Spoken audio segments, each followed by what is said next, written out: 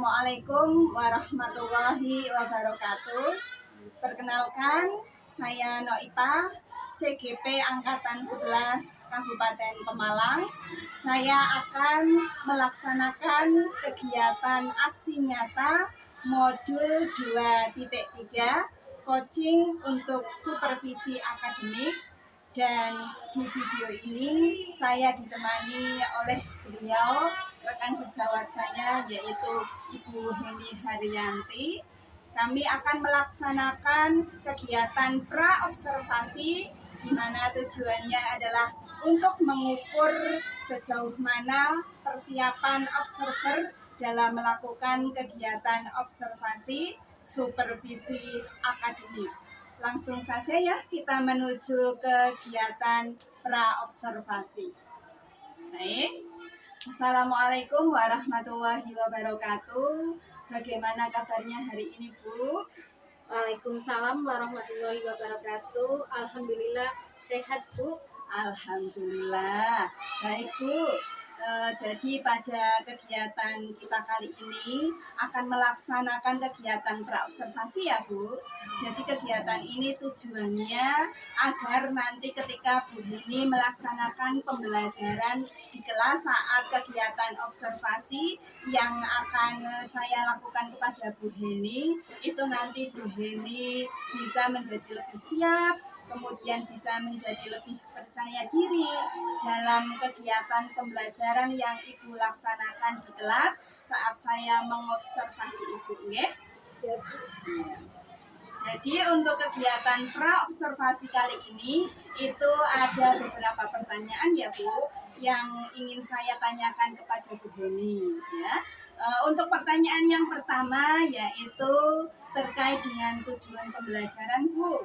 Tujuan pembelajaran yang seperti apa yang Bu Heni ingin terapkan di kelas nanti, Bu? Ya. Untuk tujuan pembelajaran yang ingin saya terapkan di kelas nanti ya, Bu, yang pertama melalui video pembelajaran siswa mampu menerapkan sifat-sifat cahaya dalam kehidupan sehari-hari. Dan yang kedua, melalui demonstrasi konsep gelombang cahaya, siswa mampu menyebutkan sifat-sifat cahaya. Iya, baik Bu ya. Terus Bu, kemudian pertanyaan yang kedua ya Bu, yaitu untuk strategi pembelajarannya Bu. Nanti Bu Heni pakai strategi pembelajaran yang seperti apa Bu? Ya, untuk strategi pembelajaran saya akan lebih mengedepankan siswa pada pembelajaran berkelompok. Dalam kelompok, siswa berlatih melakukan percobaan demonstrasi mengenai sifat-sifat cahaya. Ya, baik Bu. Nah, untuk selanjutnya ya Bu, pertanyaan selanjutnya untuk metodenya Bu, bagaimana Bu? Ibu menggunakan metode pembelajaran apa saja Bu? Yang pertama saya menggunakan metode pembelajaran ceramah, terus tanya jawab, diskusi dan penugasan Bu. Kemudian saya juga akan menayangkan video pembelajaran serta akan mempraktekkan demonstrasi tentang sifat-sifat cahaya dalam kehidupan sehari-hari. Baik. Kemudian untuk penilaiannya Bu, Bu Heni ini akan menggunakan penilaian apa saja Bu? Ya, saya akan menggunakan penilaian formatif melalui pengamatan, yaitu ketika siswa sedang mendemonstrasikan sifat-sifat cahaya.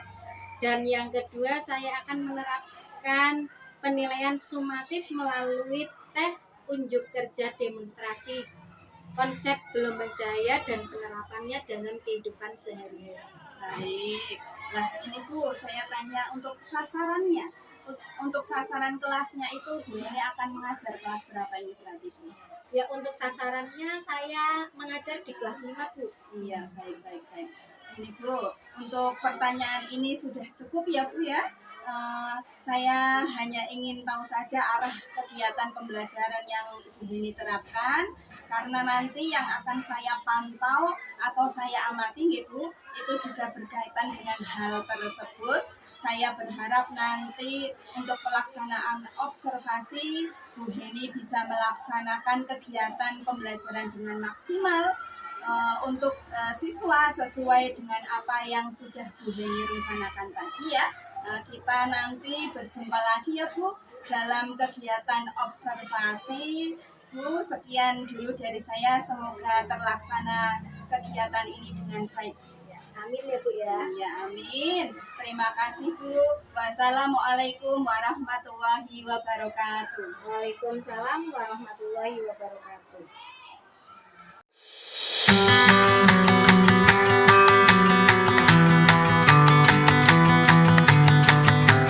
Assalamualaikum warahmatullahi wabarakatuh.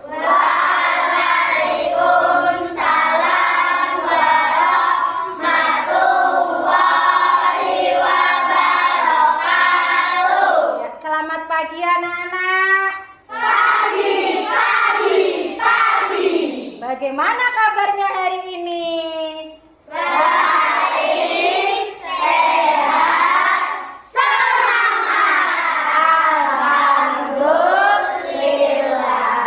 Ya, sebelum pembelajaran dimulai, mari kita berdoa bersama-sama dulu supaya kita diberikan kelancaran, kemudahan, dan kesehatan ya anak-anak ya.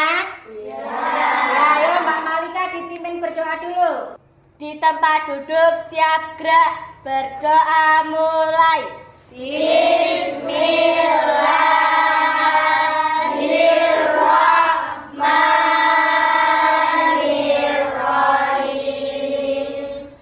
Menyanyikan lagu Indonesia Raya. Ayo anak-anak semuanya berdiri.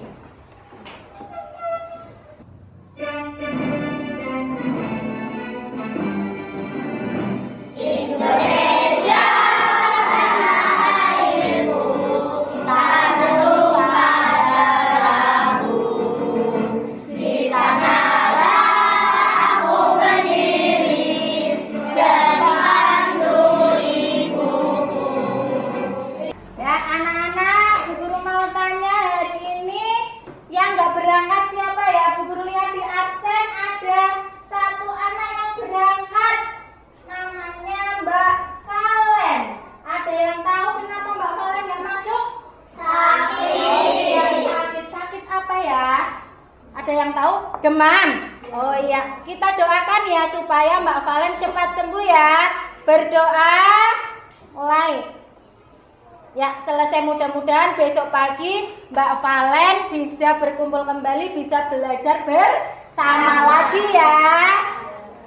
Ya, selanjutnya Bu Guru mau tanya tentang perasaan kalian hari ini. Kok pada senyum-senyum sendiri? Bu Guru lihat di absennya kok. Iya, banyak yang senang ya. Ya, tapi ada juga yang sedih. Siapa ini? Oh, Mbak Sidni. Kenapa sedih Mbak Sidni? Ya, Mbak Sidni kenapa sedih? Tadi berantem sama adik. Oh iya, nggak boleh ya anak-anak ya. Kita sebagai anak yang besar harus mengalah sama adiknya ya Mbak Sidni ya. Jangan diulangi ya. Yuk kita tepuk semangat. Dang dang dang, ding ding ding, dung dung dung. Semangat. Ya anak-anak, hari ini kita akan belajar tentang sifat-sifat cahaya dan penerapannya dalam kehidupan sehari-hari. Nah, tujuan dari pembelajaran kita kali ini yaitu yang pertama apa Nana? Melalui demonstrasi konsep gelombang cahaya, peserta didik mampu menyebutkan sifat-sifat cahaya. Yang kedua, melalui video pembelajaran, peserta didik mampu menerapkan sifat-sifat cahaya dalam kehidupan sehari-hari. Anak-anak, coba Bu Guru mau tanya, pernahkah kalian memperhatikan cahaya yang masuk melalui jendela? Pernah? Iya. Sekarang Bu Guru mau tanya lagi, ada nggak yang suka bermain cermin? Iya, anak perempuan ya ini ya, pasti suka bermain cermin. Ketika kita bermain cermin, di cermin itu ada bayangan kita. Lihat nggak? Ya, ada bayangan kita. Tahu nggak kenapa kok di cermin ada bayangan kita? Nggak tahu? Nggak ada yang tahu? Iya, kalau nggak ada yang tahu, coba kita lihat video pembelajaran Bu Guru. Halo sahabat cerdas, Assalamualaikum warahmatullahi wabarakatuh. Pada kesempatan kali ini, kita akan belajar tentang sifat-sifat cahaya. Sahabat cerdas, sebelum kita mulai pembelajaran kita, jangan lupa untuk berdoa terlebih dahulu. Sahabat cerdas, dalam kehidupan sehari-hari, kita tidak lepas dari yang namanya cahaya. Bahkan, kita bisa melihat karena adanya cahaya. Pernahkah kalian melihat kolam renang yang terlihat lebih dangkal? Hal tersebut karena adanya pengaruh dari sifat cahaya. Sekarang mari kita pelajari sifat-sifat cahaya. Sahabat cerdas, berikut ini adalah sifat-sifat cahaya yang akan kita pelajari. Ya, anak-anak, tadi kita baru saja melihat video pembelajaran tentang sifat cahaya. Coba kalian pelajari lagi, kita baca lagi di uraian yang sudah Bu Guru cantumkan. Ya, coba dibaca-baca kembali.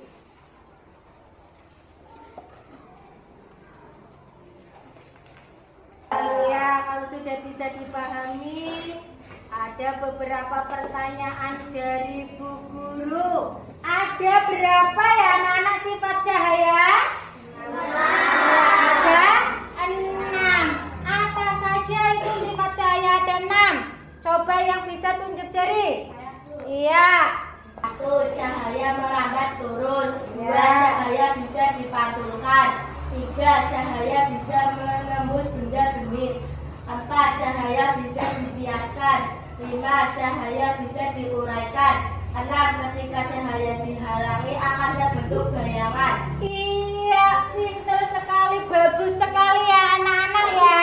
Iya, pertanyaan selanjutnya, sebutkan penerapan sifat cahaya merambat lurus dalam kehidupan sehari-hari. Contohnya pada apa anak-anak? Cahaya.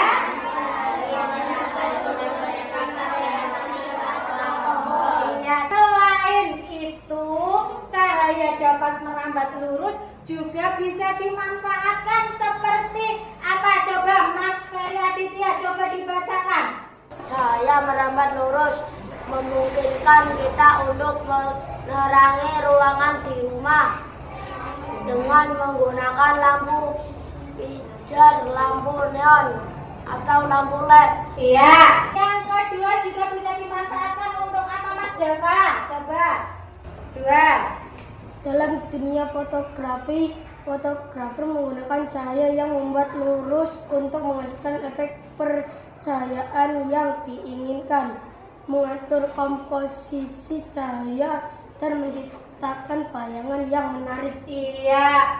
Yang Mbak Fadia berikutnya, pemanfaatan sifat cahaya merambat lurus bisa dimanfaatkan pada apa Mbak Fadia?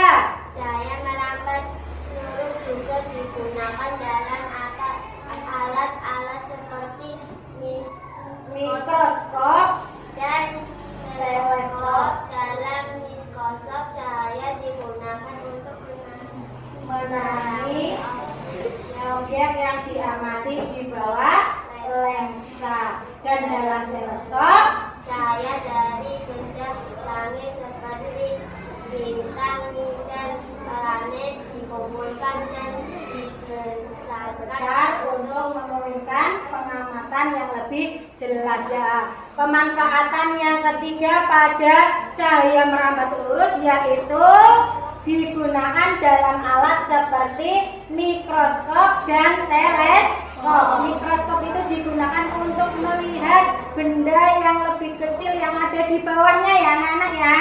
Sedangkan pada teleskop itu untuk melihat benda langit seperti bintang dan planet-planet. Pemanfaatan yang keempat, coba Mas Arif, apa lagi? Mas Arif, yang merambat lurus digunakan dalam proyektor untuk memproyeksikan gambar atau video ke permukaan datar seperti layar atau dinding. Lah,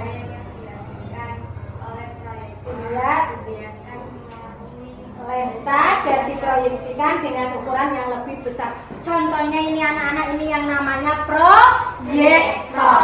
Ini cahayanya merambat lurus dan dipancarkan ke bidang yang datar seperti papan tulis, sehingga di sini tampak gambar yang diinginkan.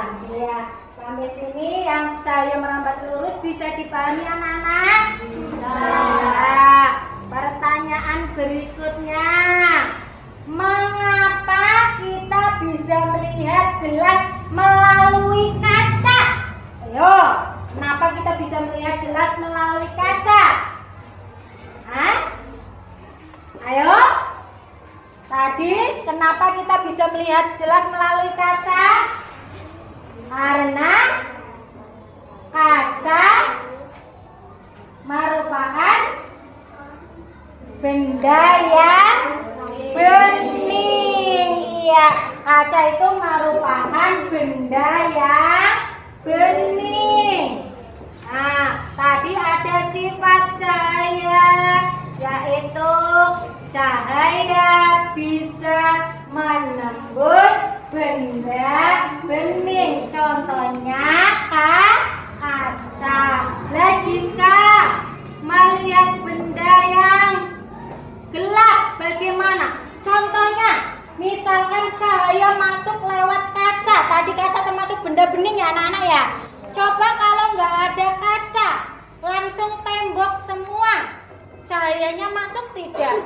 Iya, maka ruangannya akan menjadi gelap. Nah, penerapan ini cahaya dapat menembus benda bening ya tadi ya. Nah, seperti pada kaca. Ketika cahaya melalui kaca, ruangannya akan menjadi terang, tidak gelap lagi, sehingga kita tidak memerlukan cahaya buatan lagi karena rumah kita sudah terang. Kita akan menghemat cahaya, sehingga pada siang hari tidak perlu kita menyalakan lampu karena sudah mendapat cahaya dari cahaya matahari yang masuk lewat jendela. Nah, pemanfaatan yang lain ini tadi pemanfaatan cahaya kedua, yaitu apa anak-anak? Nah, lensa merupakan komponen penting dalam kamera, kacamata, dan peralatan optik lainnya. Selanjutnya sifat cahaya yaitu pada botol wadah plastik. Kalian pernah bawa minuman? Iya. Botolnya berwarna bening? Iya. Kelihatan nggak dalamnya? Iya. Lah, itu pemanfaatan cahaya dapat menembus benda bening. Nah, ketika air minum kita di dalam botol, itu tanpa membuka botolnya, kita bisa tahu isi yang ada di dalamnya. Oh, air yang saya bawa itu nggak ada kotorannya. Coba kalau botolnya tidak bening, kamu harus buka dulu, harus lihat dulu di dalamnya kotor nggak ya.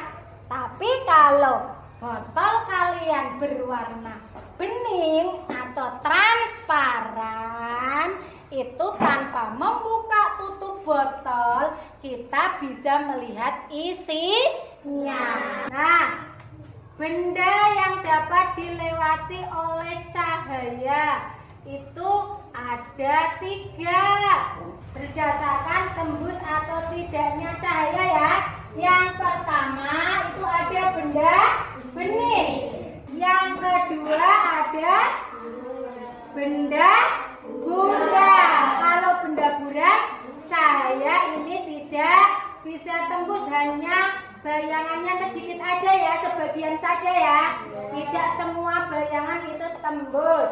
Dan yang ketiga ada benda gelap. Kalau benda gelap tadi contohnya ketika matahari melewati tembok ya, itu benda gelap, termasuk benda gelap atau benda tebal ya, itu cahaya tidak akan tembus. Selanjutnya ada cahaya bisa diuraikan. Nah, cahaya bisa diuraikan itu tadinya cahaya putih. Nah, cahaya putih itu contohnya cahaya matahari. Nah, cahaya ini akan dibiarkan menjadi pelangi. Pernah lihat pelangi nggak anak-anak? Pernah.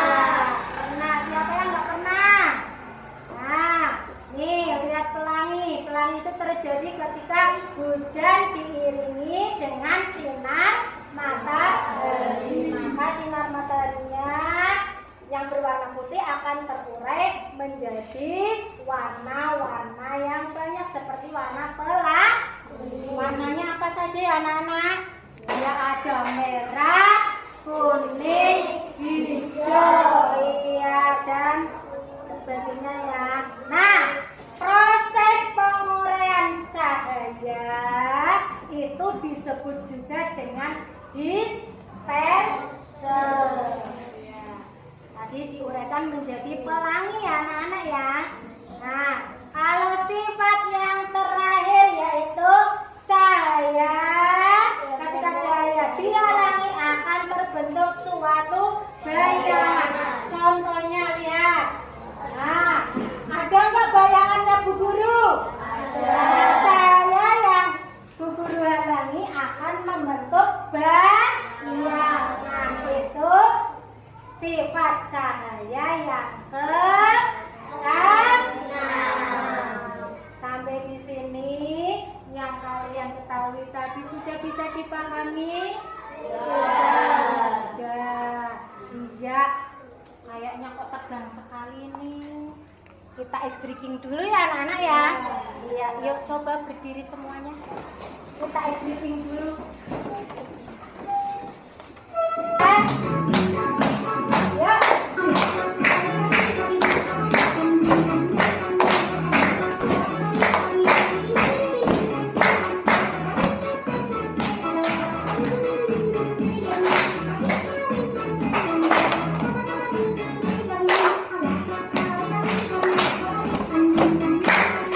Kegiatan selanjutnya adalah demonstrasi sifat-sifat cahaya.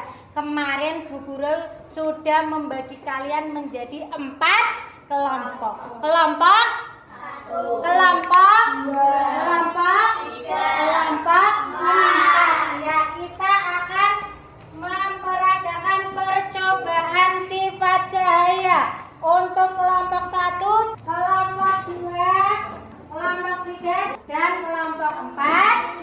Ya, untuk kelompok 1, coba dipraktekkan ke depannya kelompok 1. Coba perhatikan.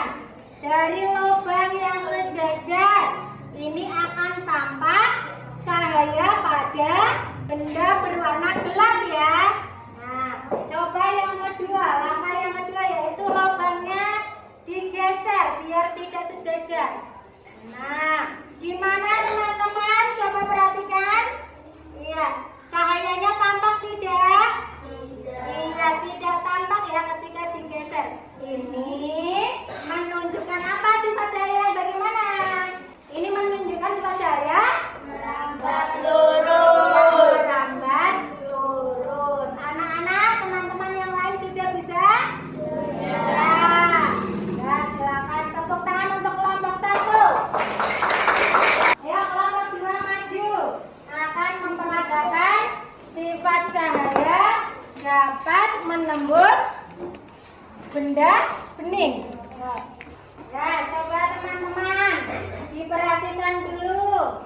Ketika cahaya merambat melalui benda bening, nah, maka akan tampak cahaya. Coba jika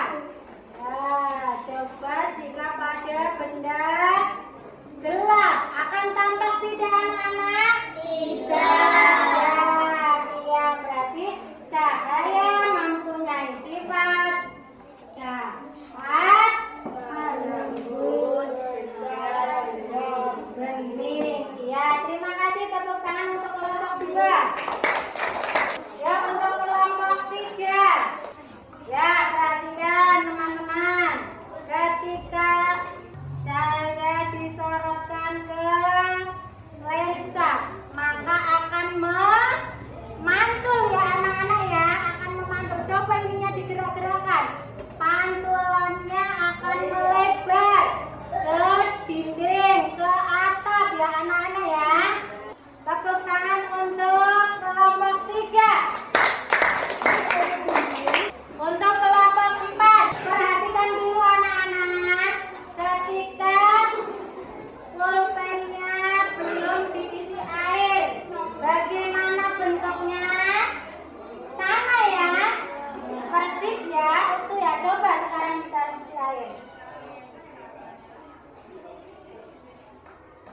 Perhatikan apa yang terjadi anak-anak.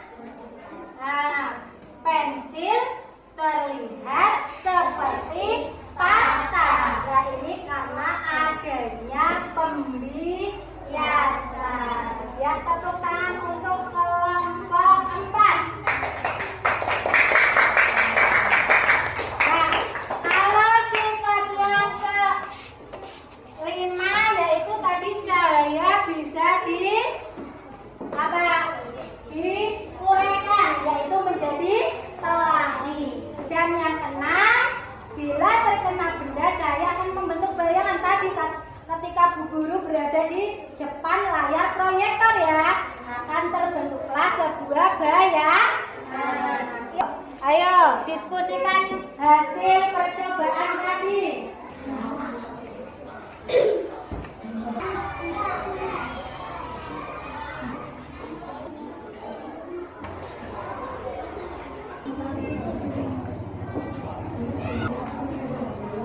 Hasil diskusi kalian presentasikan di depan ya. Kami dari kelompok 1 dengan anggota kelompok dapat dari Rara Karina Sydney akan menampilkan hasil dari diskusi kami tentang percobaan cahaya dapat merambat lurus ketika cahaya senter diarahkan pada lingkar akan yang sejajar, maka cahaya.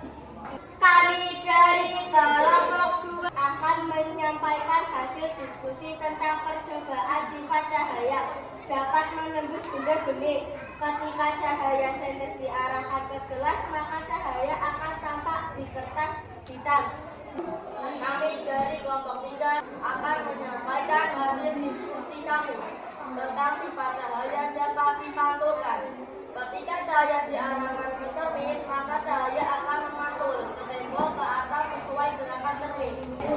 Kami dari kelompok 4 akan menyampaikan hasil diskusi tentang sifat cahaya dapat dibiaskan. Ketika pensil dimasukkan ke dalam gelas yang berisi air, maka pensil akan kelihatan patah. Ya, semuanya sudah mempresentasikan hasil diskusi, semuanya bagus-bagus semua ya anak-anak ya. Selanjutnya, untuk kita mempermudah menghafal sifat-sifat cahaya, dengarkan musiknya, kita nyanyi bersama-sama.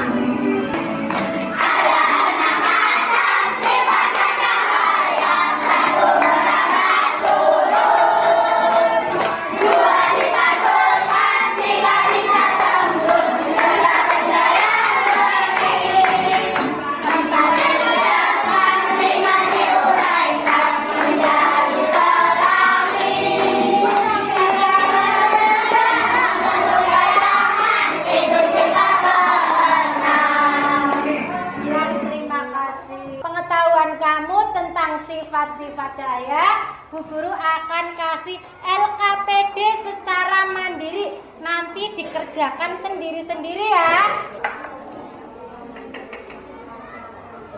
Ya, coba ambil alat tulisnya, kamu kerjakan LKPD secara mandiri.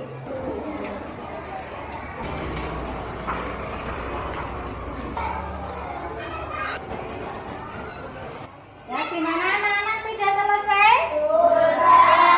Sudah. Sekarang kita bahas bersama-sama ya. Untuk nomor 1, coba Mas Danis maju, Mas Danis.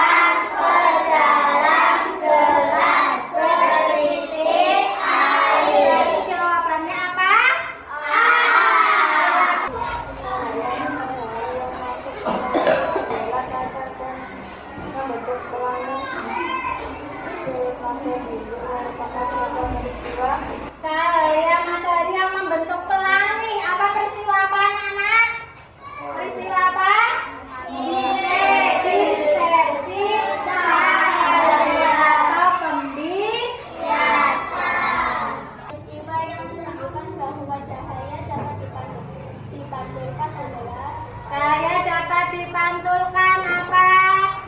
Bayangan kita terlihat di cermin. Iya. Ya, alhamdulillah nilainya semuanya sudah bagus. Bagus. Berarti kalian sudah memahami tentang materi sifat-sifat cahaya dan penerapannya dalam kehidupan sehari-hari. Sebelum pulang, bukunya boleh dikemas-kemas dulu. Ya, dikemas-kemas.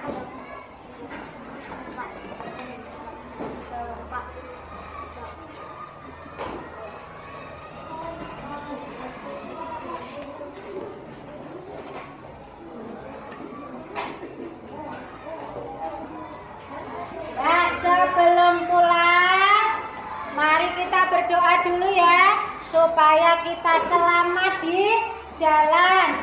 Ya, pulang selamat sampai rumah ya, ya Mbak Malika, dipimpin doa dulu. Di tempat duduk siap gerak. Berdoa mulai.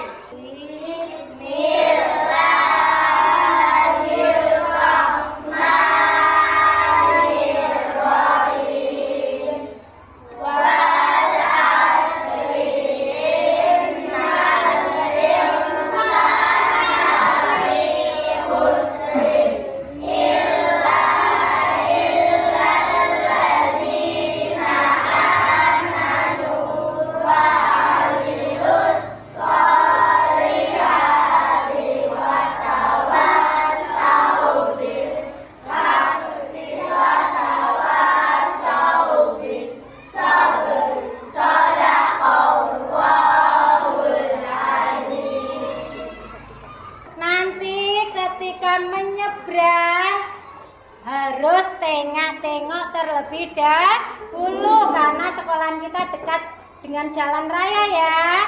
Ya, terus jaga kesehatan karena ini banyak sekali anak-anak yang sakit karena terserang demam berdarah. Harus jaga kebersihan.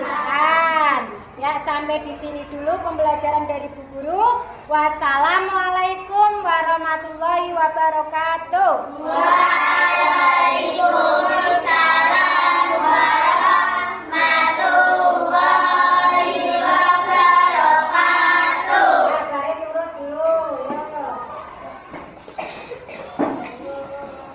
Ya, boleh dorong-dorongan.